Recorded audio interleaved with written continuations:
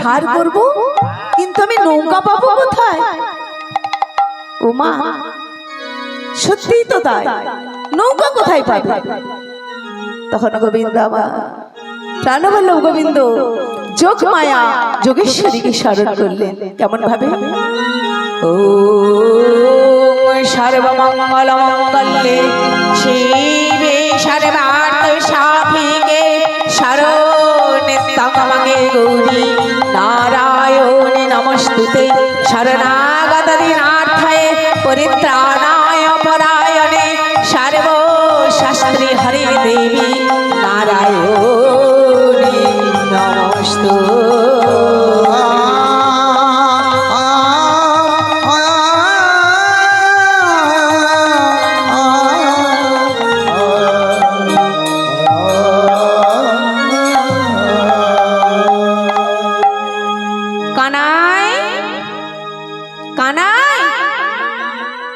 মা, তুমি এসেছো। কানাই, আমায় স্মরণ করেছো? হ্যাঁ মা, আজ আমি তোমার চরণ স্মরণ নিয়েছি। বলো কানাই, আজ আমি তোমার কি সেবা করতে পারি? মাগো, তুমি তো অন্তর্যামী, তুমি তো জানো আমার মনের ব্যথা, তাই আমায় একখানা তরি দেবে মা। তরি? হ্যাঁ, আমি তরি দিতে পারি, কিন্তু তরির কান্ডারি কে হবে? কেন আমি হব কান্ডারি? ও কানাই, তুমি যদি তরির কান্ডারি হও তবে আমি কি হব জানো? আমি হব ওগো ওগো তুমি যদি হও কান্ডারি, আমি হব দেহ তোরি। আর তুমি যদি হও কান্ডারি, আমি হব দেহ তোরি। আর ভাসিব যমুনার জলে, আর ভাসিব যমুনার জলে, ভাসিব যমুনার জলে। আর ভাসিব যমুনার জলে। বলি ভেসে ভেসে ভেসে যাব, ভেসে ভেসে যাব, আমি ভেসে ভেসে ভেসে যাব। ভেসে ভেসে ভেসে যাব। রাধা শ্যাম বক্ষে লয়ে ভেসে ভেসে ভেসে যাব। রাধা শ্যাম বক্ষে লয়ে ভেসে ভেসে ভেসে বেড়াবো। আমি রাধা শ্যাম বক্ষে লয়ে হেসে খেলে ভেসে বেড়াবো। রাধা শ্যাম বক্ষে লয়ে ভেসে খেলে ভেসে বেড়াবো। এবার প্রেমানন্দে হরি বলে হেসে খেলে ভেসে বেড়াবো। হরি বল হরি বল হরি বল।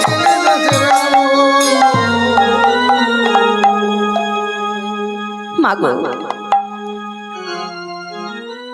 আমায় কৃপা করে একটা তরি দাও। কানাই, আমি তোমায় তরি দিচ্ছি। বাবা, এই যে সে তরি নয় গো, এসে কাঠের তরি নয়, এ হলো ভগতির তরি।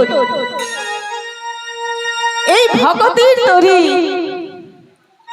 ভগতির তরিতে আছে 9টি ঘোড়া। সেই 9টি ঘোড়া কি না? নববিধা ভক্তি। নববিধা ভক্তি দিয়ে সেই 9টি ঘোড়া তৈরি করেছে।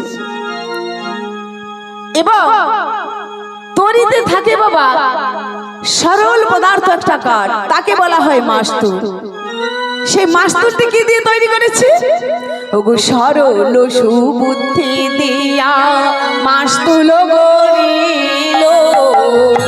মনোযোগটি দিয়া মাতুল গড়িল। সরল সুবুদ্ধি দিয়া মাস্তুল গড়িল। বুদ্ধি দিয়া মাতুল গড়িল। বলি প্রাণে ধৈর্য থাকা চাই, ধৈর্য থাকা চাই। আরে প্রাণে ধৈর্য থাকা চাই, প্রাণে ধৈর্য থাকা চাই। আরে বুঝবে যদি প্রাণের কানায়, প্রাণে ধৈর্য থাকা চাই। ধরবে যদি মনির কানায়, প্রাণে ধৈর্য থাকা চাই।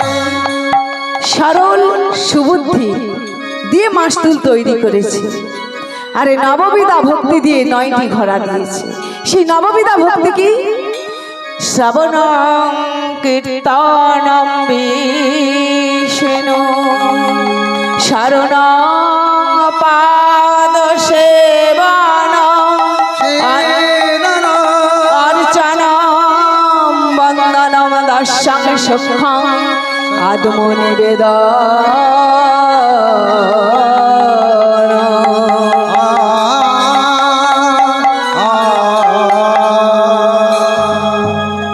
এই হলো নববিধা ভক্তি। সুন্দর করে তরিখানা সাজিয়ে এবার হীরা মুক্তা সকল কিছু দিয়ে তরিখানি আরো সুসজ্জিত করছে। তাই পদকর্তা লোচন দাস কি বলছে? আমার ওগো প্রবাল মুকুতায়ানি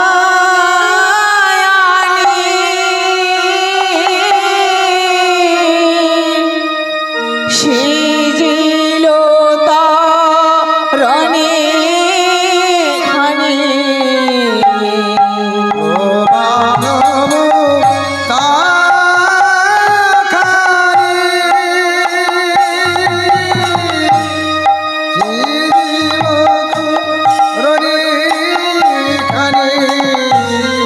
ধারে ধারে হীরারো গাঁথুনি, ধারে ধারে বিড়ারো বাঁধনি। ধারে ধারে ধারে হীরারো গাঁথুনি, ধারে ধারে বিড়ারো বাঁধনি। আমার শিখি পুচ্ছ গুচ্ছ মেরা, শিখি পুচ্ছ পুচ্ছ বেড়া। শিখি পুচ্ছ গুচ্ছ মেরা,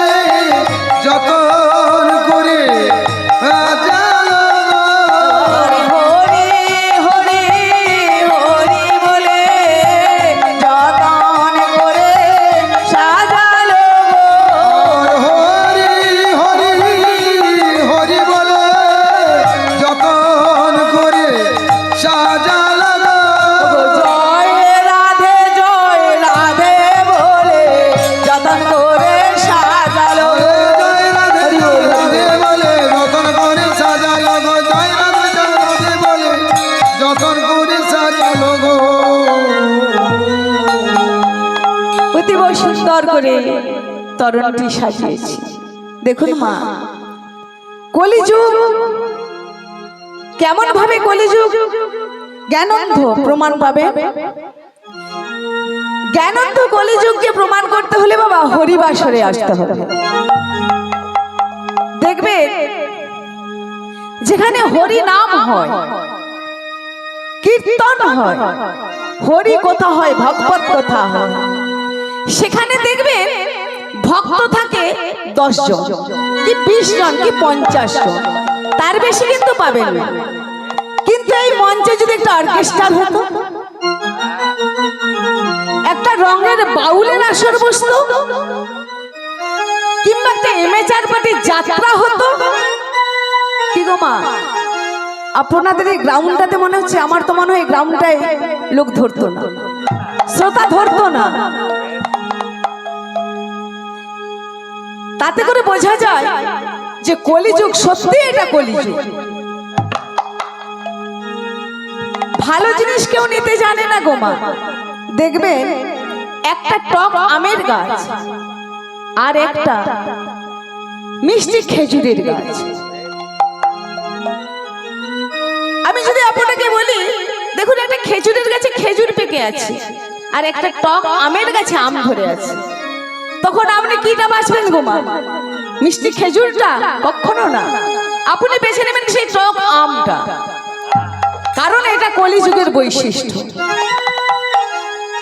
এটা কলিযুগের বৈশিষ্ট্য মা, যে কলির মানুষ ভালো নিতে জানে না। ভগবান অধর্মকে বিনাশ করে ধর্মকে স্থাপন করার জন্য এসেছেন, সত্য কথা। কিন্তু আমি জানি না, আমার সন্দেহ আছে ভগবান কতটা পেরেছে। ভগবান বলেছে, শ্রীমদ্ গীতায় বলেছে যে ওরে ওরে কলিজি, ভগবানকে ভালোবাসি বললে, আমি ভক্ত বললে ভক্ত হওয়া যায় না। ভগবানকে কেমন করে ভালোবাসি আমরা জানেন না? বাড়িতে গোপাল আছে, জানি না এখানে সবার বাড়িতে আছে কিনা, কিছু কিছু বাড়িতে নিশ্চয়ই আছে। তো বাড়িতে গোপাল আছে, গোপালের সেবা নেব, পঞ্চ তত্ত্বের চিত্তপট আছে, তাতে তুলসী নিবেদন, চন্দন তুলসী নিবেদন করতে হবে। কখন করব?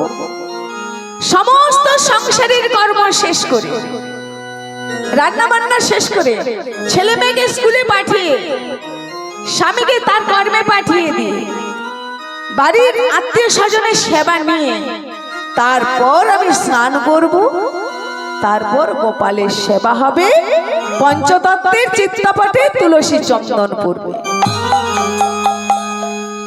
বাজে গোটা কোনো ঠিক নেই, দুটোও হতে পারে, আড়াইটাও হতে পারে, আবার তিনটেও হতে পারে। এই তো আমাদের ভগবানকে ভালোবাসা। আর আমরা বলি আমরা ভক্ত। গোপালকে কোলে নিয়ে ইউটিউবে ব্লগ ভিডিও বানিয়ে বলছে আমরা বিরাট ভক্ত হয়ে গেছি। হায় রে কলির মনুষ্যগণ, কপালে তিলক, গলায় তুলসীর মালার গোপালকে নিয়ে নাচানাচি করলেই বুঝি ভক্ত হয়ে গেল, তাই না? ভক্ত হওয়া বড় শক্ত গো মা। ভক্ত হতে হলে একনিষ্ঠ মন চাই। গোপাল শুধু গোপাল নয়, নিজের সন্তানকে ফেলে দিয়ে গোপালকে নিজের সন্তান ভাবতে হবে। নিজের সন্তানকে যদি 2 বার খেতে দেন, গোপালকে তখন 4 বার দিতে হবে। গোপালকে বলতে হবে, রে গোপাল, তুই আমার প্রথম পুত্র, তুই আমার বড় ছেলে। নিজের ছেলেকে, গর্ভজাতক সন্তানকে বলতে হবে তুই আমার ছোট ছেলে। আরে বাবা, কে বলছে? গোপাল তো পাথরের মূর্তি, পেতলের মূর্তি, কথা বলতে জানে না। 3টের সময় খেতে দিলেও হবে আর খেতে না দিলেও হবে। এই তো কলিযুগ। আরে বলে না কি, আমি বিরাট ভক্ত, আমি কীর্তন পরিবেশন করছি, কীর্তন গাইছি, গোপালে তিলক নিয়েছি, গলায় মালা নিয়েছি, বিরাট বড় ভক্ত হয়ে গেছি।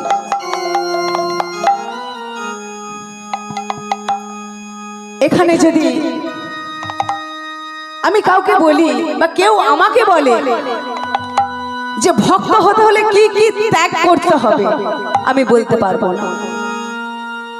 কি করে কেন বলতে পারবো না? কারণ আমি তো ভক্ত হতে পারিনি, ভক্ত নই। আমি সব সময় আমিতে অহংকারে ডুবে আছি। একটা ছোট্ট করে ভাগবত থেকে উদাহরণ দিয়ে চাই মা।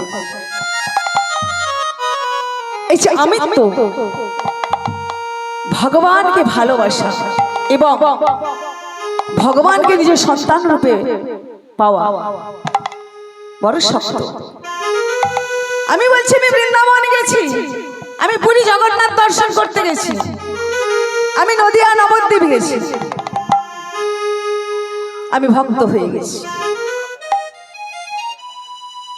রামকৃষ্ণদেব, নরেন রামকৃষ্ণদেবকে বলছে, ঠাকুর তুমি যে মা মা মা মা করে ঘুরছো, মা কি তোমায় দেখা দেয়? বলে নরেন, মা আমায় দেখা দেয়, মা তো মা আমারই মা। বলে ঠাকুর তোমার মা তোমায় দেখা দেয়, আমাদের দেখা দেয় না কেন? বলে ওরে মূর্খ, তোরা যে ভক্ত হতে পারিস না মায়ের, কেমন করে দেখা দেবে? বলে ঠাকুর মায়ের ভক্ত হতে হলে, ভগবানের ভক্ত হতে হলে কেমন হতে হবে?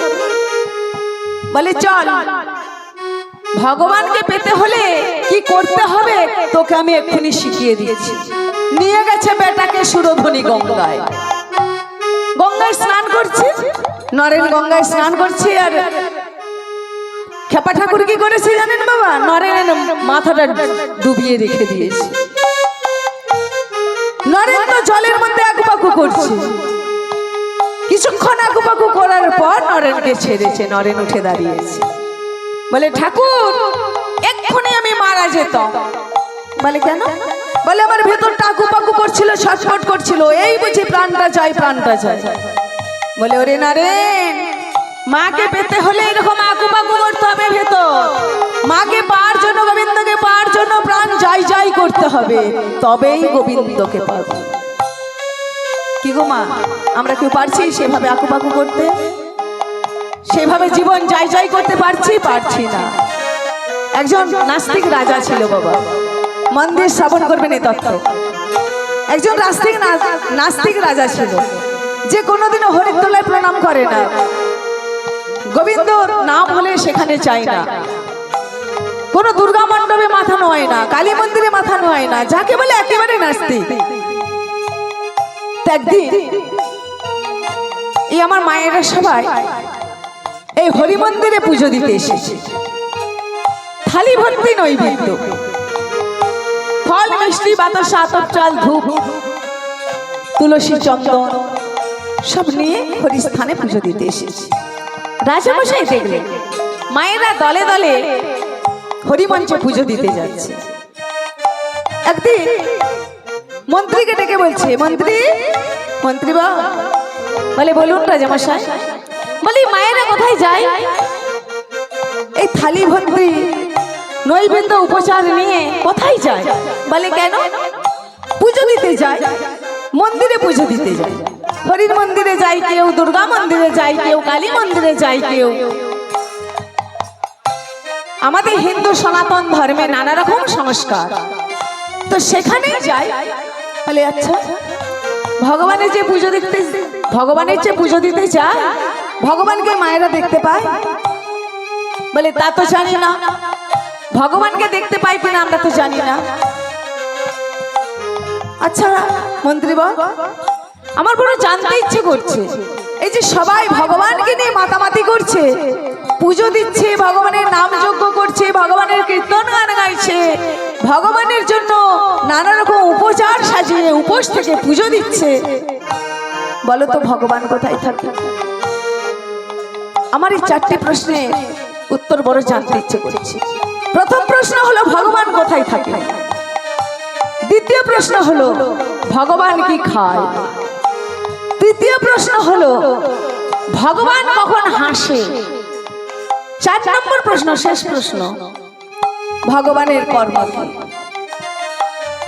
চারিদিকে বাবা, চারিদিকে সংবাদ পাঠিয়ে দিল যে রাজামশাই 4টি প্রশ্নের উত্তর যে দিতে পারবে তাকে রাজামশাই 100 স্বর্ণ মুদ্রা দান করবে।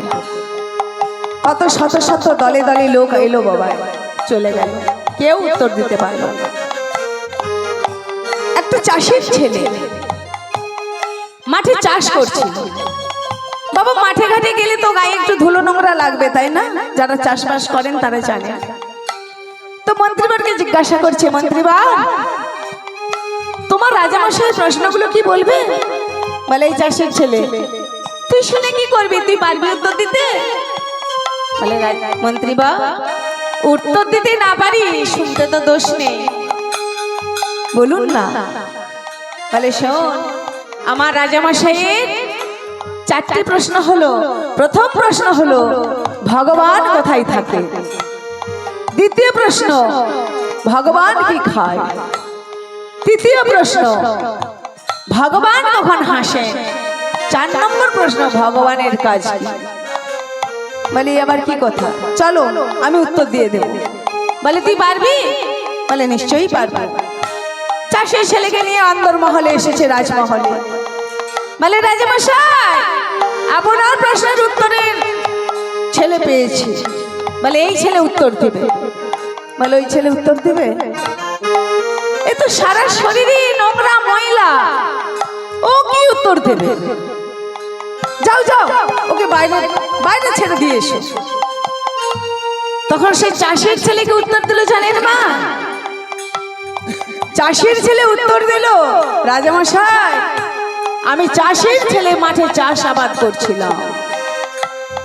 আমার শরীরে তো কাদা ময়লা লেগে আছে, সেটা উপরেতে।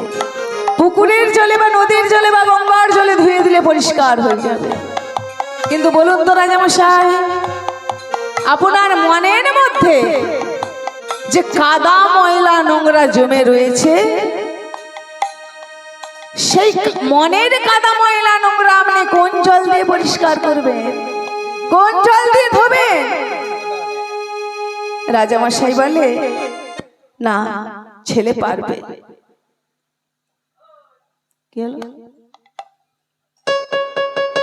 বলে, না, ছেলে পারবে। যাও, তুমি পরিষ্কার করে স্নান টান করে এসো। চাষের ছেলে চান টান করে রাজমহলে এসে বসেছে। বলে, এবার আমার প্রশ্নের উত্তর দাও। বলে, রাজামশাই, বলুন আপনার প্রথম প্রশ্ন। বলে, শোনো ছেলে, আমার প্রথম প্রশ্ন হলো, ভগবান কোথায় থাকেন? এই যে এত মায়েরা সবাই মন্দিরেতে যাচ্ছে নানা রকম ফল, উপচার, আতপ চাল নিয়ে, এই উপচার নিয়ে যে পুজো দিতে যাচ্ছে, ভগবান কোথায় থাকে? বলে, ও রাজামশাই, আমি উত্তরটা দেব। আমি তো মাঠে চাষ করছিলাম, বড় ক্লান্ত হয়ে গেছি এই রোদ্দুরেতে, তো যদি এক গ্লাস সময় শরবত দিতেন বড় উপকৃত হতাম। বলে, এই কে আছিস? ছেলেকে এক গ্লাস শরবত এনে দিত। 1 গ্লাস শরবত এনে দিয়েছি। শরবত মাটির মধ্যে নামিয়ে রেখেছি, শরবতের গ্লাস। বলে, এই ছেলে, নাও শরবত খেয়ে নাও। বলে, কই শরবত? বলে, ওই তোমায় দিলাম শরবত। বলছি, রাজামশাই, আমি তো শরবত দেখতে পাচ্ছি না। আচ্ছা রাজামশাই, এই গ্লাসে এটা কি? বলে, মূর্খ ছেলে। ওই জন্যই বলে চাষির ছেলে মূর্খ, ওটাই তো শরবত। বলে, হ্যাঁ, এটা শরবত। গ্লাসটা ধরে চারিদিকে ঘুরিয়ে দেখছে বাবা যে শরবত কিনা। বলে, রাজামশাই, এটা শরবত তো? বলে, হ্যাঁ, এটাই শরবত। আচ্ছা রাজামশাই, যদি এটা শরবত হবে, চিনিগুলো দেখা যাচ্ছে না কেন? যা বাবা। বলে, শরবত যদি হবে, চিনি দেখা যাচ্ছে না কেন? ও মায়েরা, চিনি ছাড়া কি শরবত হয়? হয় না তো। তখন রাজামশাই বলছে, রে মূর্খ ছেলে, শরবতে কোনোদিন চিনি দেখা যায়? সে তো জলের সাথে মিশে একাকার হয়ে গেছে। বলে, ওরে মূর্খ রাজা, তোর এই প্রশ্নের উত্তর শরবতের গ্লাসে আছে। শরবতের মধ্যে যদি চিনি দেখা না যায়, তোর এই পর্দার চোখে ভগবান দেখা যাবে না। ভগবান সর্বত্রে বিরাজ করে। রণে বনে জলে জঙ্গলে সর্বত্রে ভগবান বিরাজ করে। তাকে অনুভূতি করতে হয়। নিজের সন্তান রূপে, নিজের পিতা রূপে রূপে নিজের ভ্রাতা রূপে যদি তাকে আহ্বান করা যায়, যদি আহ্বান করতে পারো, নয়ন জলে বুক ভাসিয়ে তার চরণে যদি অঞ্জলি প্রদান করতে পারো, তবেই তোমাকে সে দেখা দেবে, তুমি তাকে দেখতে পাবে। তাহলে ছেলে, তোমার প্রথম প্রশ্নের উত্তর হয়েছে। এবার আমার দ্বিতীয় প্রশ্ন, বলো তো ভগবান কি খায়? ওই যে মায়েরা পুজো দিতে যায়, চিড়ে গোলা বাতাসা এসব খায়? বলে না। বলে তাহলে কি খায়? বলে শোনো না রাজামশাই, ভগবান কি খায় জানে? ভগবান খায় মানুষের অহংকার। ওই যে আমার আমার আমার আমার করছি, আমি এটা বলছি না যেটা আমার গোবিন্দ দিয়েছে, আমার ভগবান দিয়েছে, তিনি দিয়েছেন, আমি পেয়েছি। আচ্ছা বলুন তো, যে বাড়িতে যে মাটির উপর, যে জমির উপর আমার বিল্ডিং বানানো আছে, যে বিল্ডিং আমি বসবাস করছি, সেই বিল্ডিংটা আমি সাথে নিয়ে এসেছিলাম, সেই জমিটা আমি নিয়ে এসেছিলাম, আমার বাবা তৈরি করেছে, আমার বাবা কিনেছে জমিটা, সেই জমিতে আমি বসবাস করছি। কিন্তু আমার বাবা কিনেছিলেন না, আমার বাবার বাবা কিনে রেখেছিলেন ওই জমিটা, সেই জমির উপর বা বিল্ডিং করে আমার বাবা বসত করে গেছে, আমার বাবার জমিতে আমি বসত করেছি। তাহলে আমার কি? সবই তো পরে। আমি কি করেছি গো মা? আমি যে বাড়িটাতে বসবাস করছি সেটাও পরে। যদি আমার হতো আমি তো নিয়েই চলে যেতাম। আমি যখন এসেছিলাম এই পৃথিবীতে আমি নিয়ে আসতাম, আবার যখন যাব তখন নিয়ে চলে যাব, তাই না? কিন্তু না, আমার বলতে কিছু নেই। কিন্তু আমরা অহংকারে মত্ত হয়ে শুধু আমার আমার আমার আমার বলে থাকি। সেই অহংকার ভগবান সেবা করে খায়। বলে ছেলে, তুমি ঠিক বলেছ, তোমার দুটো প্রশ্নের উত্তরই সঠিক হয়েছে। এবার বলো তো ভগবান কখন হাসেন? বলে রাজামশাই, ভগবান কখন হাসে জানে? আপনি তো আপনার বাবার একা সন্তান, আপনি বুঝবেন না। যে পিতার 5টি সন্তান, কি 4টি সন্তান, কি 3টি সন্তান, একের অধিক সন্তান, সেই বাপের বিষয় সম্পত্তি ভাগাভাগি করার সময় যখন ভাইয়ে ভাইয়ে যুদ্ধ হয়, মারাপিটা হয়, খুনোখুনি হয়, রক্তারক্তি হয়, তখন ভগবান হাসে। বড় ছেলে বলবে বাবা তোমার ভাগে, মা আমার ভাগে, বাবা মাকে ভাগ করে দেয়। যখন ভাই ভাইয়ে মায়ের স্তনযুগল সেবা করে বড় হয়েছে, খেয়ে বড় হয়েছে, তখন কিন্তু ভাগাভাগির কথাটা মনে ছিল না। আজ বাবা বড় হয়েছে, বাবার বিষয় সম্পত্তি ভাগাভাগি হচ্ছে, বাবা মাকে ভাগাভাগি করছে। ভগবান কি বলেছে গো?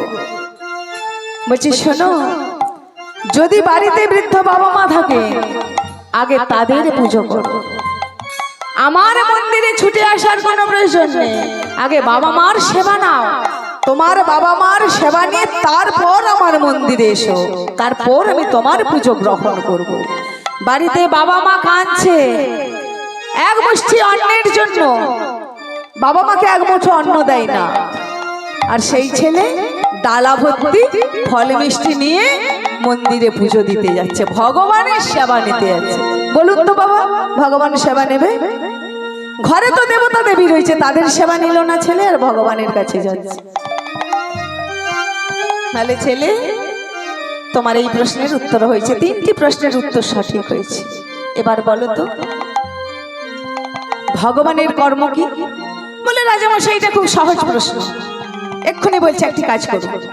এই প্রশ্নের উত্তর দেওয়ার আগে আপনাকে একটা কাজ করতে হবে। বলছে বলো, তুমি যা বলবে আমি তাই করবো। ওই শুনুন রাজামশাই, আপনি চটজলদি ওই সিংহাসন থেকে এই মাটিতে এসে বসে নিয়ে আসুন। রাজমুটুক পরে মাটিতে এসে বসছে। বলছে আরে আরে করছেন কি? রাজমুটুকটা খুলে সিংহাসনের উপর রেখে আসো। রাজামশাই তাই করছে, না করলে ছেলে প্রশ্নের উত্তর দেবে না। সে রাজমুটুকটি খুলে রাজ সিংহাসনের উপর রেখে রাজামশাই এসে মাটিতে বসেছে। তখন ছেলে কি করেছে বাবা? ছেলে গিয়ে রাজ সিংহাসনে বসে রাজমটুক মাথায় নিয়েছে। রাজামশাই বলছে, এই ছেলে এটা কি হলো? বলছে, এটাই তো ভগবানের কর্ম। এতক্ষণ আপনি ছিলেন রাজা, আমি ছিলাম ভিখারি। এখন আপনি হলেন ভিখারি, আমি হলাম রাজা। ভগবান কর্ম করে দেখিয়ে দিলেন। তাই বলছে, চিরদিন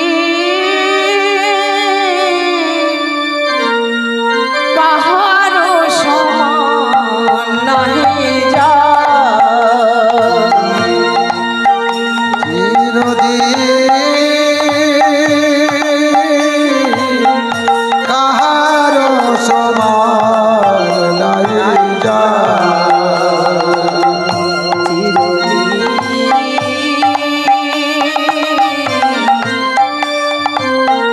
কাহারো সমান নাহি যায়।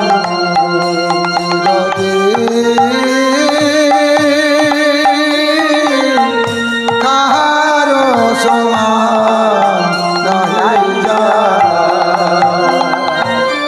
আজকে যে রাজা ধীরাজ, আজকে শ্রী রাজাধিরাজ, আজকে যে রাজা ধীরাজ, আজকে শ্রী রাজাধিরাজ, কালকে ভিক্ষা যায়।